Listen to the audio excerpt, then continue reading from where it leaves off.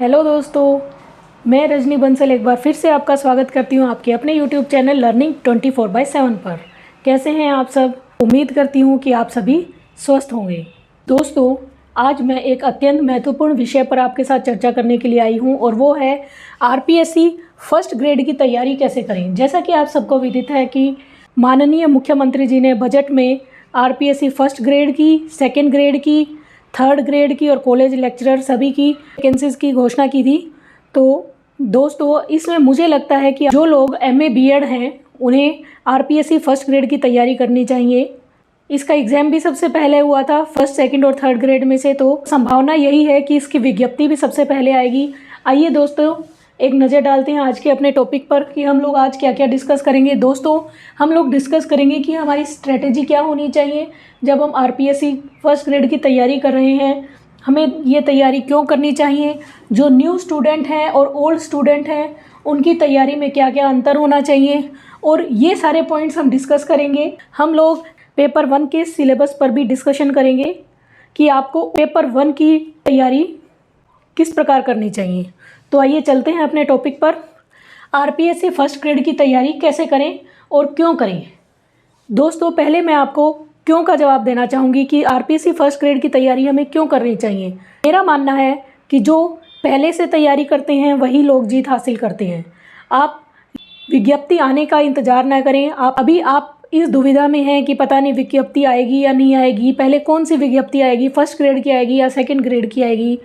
तो दोस्तों, मैं आपसे ये कहना चाहूँगी कि सबसे पहले तो आप अपना फर्म डिसीज़न बना लें, पक्का निर्णय कर लें कि आपको पहले कौन से एग्ज़ाम के लिए प्रिपरेशन करनी है।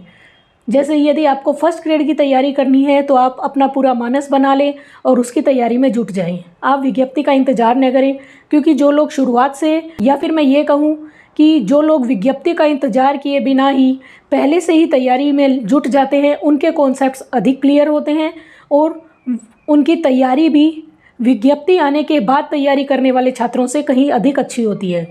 और ऐसे स्टूडेंट्स ही अक्सर मैंने देखा है कि एग्ज़ाम्स में सक्सेस गेन करते हैं। तो आइए चलते हैं आपकी जर्नी की ओर, जिसमें हम ये देखेंगे कि आप अपनी सीट कैसे सुनिश्चित कर सकते हैं। तो आइए देखते हैं। पहले तो हम ये चर्चा करेंगे कि new versus old, new students हैं और ओल्ड स्टूडेंट हैं, उनकी तैयारी में क्या डिफरेंस रहेगा। दोस्तों, जो नए स्टूडेंट हैं उनको मैं ये कहना चाहूँगी कि वो तनिक भी न घबराएं, विज्ञप्ति का इंतज़ार न करें और अपनी तैयारी में जुट जाएं। उनकी तैयारी के लिए जो महत्वपूर्ण रणनीति रहेगी उसमें सबसे पहले तो सिलेबस की बात करेंगे हम लोग कि वो लोग आरपीएससी की साइट पर जाकर जीके और अपने सब्जेक्ट के सिलेबस का प्रिंट आउट ले लें। डाउनलोडेड डॉक्यूमेंट को बार बार चेक करने में, स्क्रीन पे देखने में बड़ी प्रॉब्लम होती है, ये मैं अच्छे से जानती हूँ और मैं आपको यही हिदायत दूंगी कि आप उसकी हार्ड कॉपी निकलवा लें। उस सिलेबस को पूरी तरीके से देखें कि आपको इसमें से कौन कौन सा टॉपिक है जो आपने आप कर सकते हैं, कौन कौन से टॉपिक आपने पढ़े हुए हैं और कौन कौन से टॉपिक आपके लिए एकदम नए हैं। इसमें दोस्तों, जो टॉपिक आपने पहले से पढ़ रखे हैं उनका आप एक बार रिवाइज़ कर लें, और जो आपके लिए पूर्णतया नए टॉपिक हैं उन टॉपिक्स को आप और अच्छे से ध्यान से पढ़ें। वो उन्हें कैसे पढ़ना है ये भी मैं आगे डिस्कस करूँगी। आगे सेकेंड पॉइंट है बुक्स का। अब इसमें दोस्तों, जो ये ओल्ड स्टूडेंट हैं, ओल्ड स्टूडेंट के पास तो सिलेबस की कॉपी पहले से होगी। यदि वो फट गई है, पुरानी हो गई है, दिख नहीं रही, उस पर कुछ लिखा हुआ दिख नहीं रहा है क्योंकि आपने उसमें बहुत सारी मार्किंग कर दी है, तो आप लोग भी सिलेबस की एक नई कॉपी निकलवा लें। इसके बाद हम चलते हैं बुक्स पर कि हमें कौन सी बुक्स पढ़नी चाहिए। जो न्यू स्टूडेंट्स हैं वो सिलेबस देखकर जान जाएंगे कि कौन से टॉपिक्स अभी तक उन्होंने पढ़े हैं, और जो ओल्ड स्टूडेंट्स हैं उनके पास बुक्स पहले से होंगी जब इन्होंने पिछली बार तैयारी की थी। तो मेरी उनको ये एडवाइस है कि वो उन्हीं बुक्स से को एक बार रिवाइज कर लें। नई बुक्स का इंतज़ार कोई भी ना करे, बेशक वो न्यू स्टूडेंट हैं या फिर ओल्ड स्टूडेंट हैं, क्योंकि नई बुक्स का हमें नहीं पता कि कब तक कोई भी पब्लिकेशन कब तक अपनी न्यू बुक रिलीज़ करेगा, और बाकी जो न्यू बुक्स आती हैं वो विज्ञप्ति के बाद ही जारी की जाती हैं।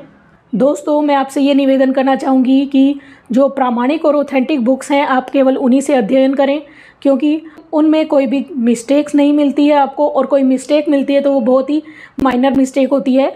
और यदि हम किसी भी गवर्नमेंट एग्ज़ाम में किसी भी क्वेश्चन के ऊपर आपत्ति लगाते हैं तो वे भी इन्हीं ऑथेंटिक बुक्स का ही सहारा लेते हैं, और वो जो बोर्ड वाले हैं वो भी इन्हीं को सही मानते हैं।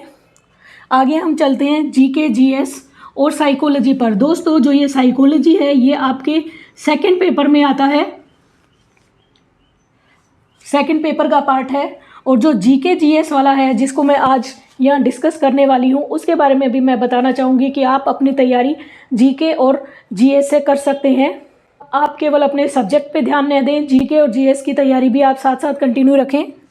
टाइम टेबल, ये दोस्तों बहुत ही महत्वपूर्ण विषय है कि आप अपना टाइम टेबल सुनिश्चित करें। मान लीजिए यदि आपके पास प्रतिदिन 8 घंटे का 6 घंटे का समय नहीं है, लेकिन यदि आप अभी से 4 घंटे भी निकाल रहे हैं प्रतिदिन, तो वह भी विज्ञप्ति आने के बाद एग्ज़ाम आने तक आप अपने सिलेबस को कई बार रिवाइज कर चुके होंगे यदि आप प्रतिदिन 4 घंटे अपने सब्जेक्ट को और जीके जीएस को दे रहे हैं। टाइम टेबल के विषय में दोस्तों मैं एक बात और कहना चाहूँगी कि आप यदि 2 घंटे शुरुआत में 2 घंटे आप जीके को दे रहे हैं तो 2 घंटे ही आप अपने सब्जेक्ट को दे सकते हैं। इन 2 घंटों में जो सब्जेक्ट वाले 2 घंटे हैं इनमें आप 1 घंटा सब्जेक्ट को दे सकते हैं और 1 घंटे में आप साइकोलॉजी रीड कर सकते हैं। साइकोलॉजी बहुत अच्छा स्कोरिंग सब्जेक्ट है। यदि आपके कॉन्सेप्ट क्लियर हैं तो साइकोलॉजी इजी ही आती है, साइकोलॉजी टिपिकल नहीं आती है फर्स्ट ग्रेड की। करंट अफेयर्स, दोस्तों करंट अफेयर्स की बात करें तो बहुत से टीचर्स आपको ये हिदायत देंगे कि करंट अफेयर्स की अभी तैयारी न करें, बाद में लास्ट में आने पे करें। लेकिन दोस्तों मैं आपसे ये कहना चाहूँगी कि आप जो मासिक पत्रिका आती है क्रोनोलॉजी या फिर जो मूमल पत्रिका आती है जो 2 महीने से आती है, तो आप हर महीने एक पत्रिका परचेज करें और आप उसका अध्ययन करें। इसके बाद जब लास्ट में विज्ञप्ति आने के बाद जब वार्षिकांक आए तो आप उसका अध्ययन बाद में करें। लेकिन अभी आप करंट अफेयर्स के लिए न्यूज़पेपर रीडिंग स्टार्ट कर दें। न्यूज़पेपर ऐसा नहीं है कि आपको हर रोज़ 2-2 घंटे लगाने हैं न्यूज़पेपर में, ऐसा नहीं करना है आपको। आप एक बार सरसरी निगाह से सारी चीज़ें देख लें, उसके बाद जब आप मासिक पत्रिका खरीदेंगे तो इम्पोर्टेंट पॉइंट सारे आपको उस पत्रिका में मिल जाएंगे। फोकस, ये दोस्तों सबसे ज़्यादा अहम पॉइंट है कि आप अपनी स्टडी पर फोकस करें। बिना फोकस के दोस्तों कोई भी सक्सेस अचीव नहीं कर सकता है। यदि आपका ध्यान केंद्रित नहीं है, आप फोकस्ड नहीं है, तो आपने कभी नहीं सुना होगा कि कोई विद्यार्थी ऐसा भी था जिसने पढ़ाई नहीं की और उसका सिलेक्शन हो गया। दोस्तों जो जितनी लंबी छलांग लगाता है उसका फोकस भी उतना ही ज़्यादा बड़ा होता है। तो मेरा कहना यही है कि आप अपना फोकस न भटकने दें। हर रोज़ यदि आपने 4 घंटे का टाइम टेबल बनाया है तो वो कैसे भी करके आप 4 घंटे अपनी पढ़ाई को दें। उससे ज़्यादा दे दिया तो वो तो और अच्छी बात है, लेकिन कम से कम 4 घंटे तो आप अपने पेपर को दे ही सकते हैं। 24 में से 4 घंटे कोई बहुत बड़ी बात भी नहीं हो गई है, ये आप सभी लोग इजीली दे सकते हैं। इसके बाद आ गई है पॉजिटिव। दोस्तों you have to stay positive, आप लोगों को हमेशा पॉजिटिव बने रहना है। ऐसे बहुत से लोग हैं जो हमें ये कहेंगे कि अभी तो विज्ञप्ति नहीं आई, तुम अपना समय बर्बाद कर रहे हो, इसमें कम पोस्टें आएंगी, पोस्ट कम रहेंगी तो तुम्हारा कहाँ नंबर आएगा, तुम्हारे पढ़ने से क्या फ़ायदा है, सारा सिलेबस चेंज हो सकता है। देखिए दोस्तों इन चीज़ों के ऊपर किसी का भी जोर नहीं है। यदि आरपीएससी सिलेबस पूरा चेंज कर देती है, जिसकी संभावनाएं बहुत कम है, क्योंकि जो इनका सेकंड पेपर था उसके सिलेबस में तो इन्होंने अभी इस बार ही चेंज किया है, तो उसकी तो संभावना ना के बराबर है। और जो ये जीके जीएस वाला पार्ट है फर्स्ट पेपर का, इसमें हो सकता है वो थोड़ा बहुत कोई सिलेबस चेंज करें। और सिलेबस चेंज का भी जैसे जो राजस्थान हिस्ट्री है, राजस्थान ज्योग्राफी है, उसके सिलेबस में तो निश्चित तौर पर चेंज होगा, लेकिन उसके अलावा जो सब्जेक्ट हैं हम उनकी तैयारी पहले से करके रख सकते हैं, ताकि जो लोग अभी तैयारी नहीं कर रहे हैं उनसे हम बहुत आगे रहें। दोस्तों यदि आप अभी से तैयारी करते हैं तो एग्ज़ाम के एंड में आप देखना आपका कॉन्फिडेंस अलग ही होता है। आप हमेशा पॉजिटिव बने रहें, नेगेटिव लोगों की बातों पर ध्यान न दें। बेशक वो आपके घर में आपके भाई बहन हो सकते हैं, आपके माता पिता हो सकते हैं, आपके फ्रेंड्स हो सकते हैं, आपके पड़ोसी हो सकते हैं, आपके हस्बैंड हो सकते हैं, आपकी वाइफ भी हो सकती हैं। तो आप उनकी नकारात्मक बातों को अपने जहन से अलग कर दें और हमेशा पॉजिटिव बने रहें। पॉजिटिविटी यदि आपके अंदर है तो आप निश्चित तौर पर मेरा विश्वास करें कि आप इस बार अपनी एक सीट ज़रूर से ज़रूर सुनिश्चित कर लेंगे। तो आइए चलते हैं। अब अपना जो पेपर 1 है इसमें दोस्तों 75 क्वेश्चंस आएंगे और ये टोटल 150 मार्क्स का होगा। एक बात और दोस्तों, जो हमारा फर्स्ट ग्रेड का पेपर होता है, पेपर 1 और पेपर 2 दोनों में ही नेगेटिव मार्किंग रहती है। तो आप जो भी पढ़ें वो ध्यान से पढ़ें और जो क्वेश्चंस की प्रैक्टिस करें तो वो भी बड़ी ध्यान से प्रैक्टिस करें। आइए हम चलते हैं। पहले जो हम सिलेबस देखेंगे तो उसमें सबसे पहले हमारा हिस्ट्री का पोर्शन आता है, जिसमें राजस्थान हिस्ट्री और इंडियन हिस्ट्री दोनों ही आ जाती हैं। तो दोस्तों इसमें क्योंकि राजस्थान हिस्ट्री की यदि हम बात करें तो अब जिलों के बढ़ने से हिस्ट्री में के भी कुछ एक टॉपिक्स ऐसे होंगे जिनमें बदलाव आ जाएगा, उनके जिलों में बदलाव आ जाएगा, संभागों में बदलाव आ जाएगा। और इससे मैं आपको ये कहना चाहूँगी कि आप इस पोर्शन की अभी तैयारी न करें। इसमें इंडियन हिस्ट्री आप पढ़ सकते हैं, लेकिन जो राजस्थान हिस्ट्री है उसको एक बार आप, जब तक कि सारी चीज़ें, सारी बातें सुनिश्चित नहीं हो जाती, सारा सिलेबस सुनिश्चित नहीं हो जाता, तब तक आप हिस्ट्री वाला ये पोर्शन जो राजस्थान हिस्ट्री का है स्पेशली, उसे आप स्किप कर दें, उसे आप एक बार छोड़ दें और बाकी चीज़ों पे आप अपना पूरा कंसंट्रेशन करें। नेक्स्ट है मेंटल एबिलिटी, मैथ्स और लैंग्वेजेस, जिनमें हिंदी ग्रामर और इंग्लिश ग्रामर आएगी। तो दोस्तों ये जो चारों चीज़ें हैं ये आपके 40 मार्क्स की आएंगी। इनको सबको मिला के आप ये मान सकते हैं कि सब में 5 क्वेश्चंस आएंगे और वे सारे 20 क्वेश्चंस आएंगे, जो कि मिलके 40 मार्क्स के हो जाएंगे। आप जानते ही होंगे कि एक क्वेश्चन यहाँ 2 नंबर का होता है, तो 20 questions will be equal to 40 marks. इसके बाद हम करंट अफेयर्स की बात हम पहले ही कर चुके हैं। इसके हमारे 10 क्वेश्चन आएंगे जो कुल मिला के 20 नंबर के होंगे। इसके बाद साइंस, जनरल साइंस, पॉलिटी यानी पॉलिटिकल साइंस और राजस्थान ज्योग्राफी, इन तीनों को मिला के 15 क्वेश्चन आएंगे। आप ये समझ के चलिए इन तीनों से 5-5 क्वेश्चन आएंगे, जिनमें से आप राजस्थान ज्योग्राफी अभी छोड़ सकते हैं क्योंकि इसका पूरा मैप बन के आना बाकी है, अभी बहुत से काम बाकी है इसके अंदर। और जब इसका मैप बन के आएगा, सारी जो रोड लाइंस है, मैप की जो लाइंस बन जाएंगी, सारा एरिया डिसाइड हो जाएगा, बुक्स आएंगी नई, उसके बाद ही आप इसकी प्रिपरेशन करें। इसके अलावा राजस्थान ज्योग्राफी को छोड़ के आप साइंस और पॉलिटी की तैयारी कर सकते हैं, उनमें कोई बदलाव नहीं होगा।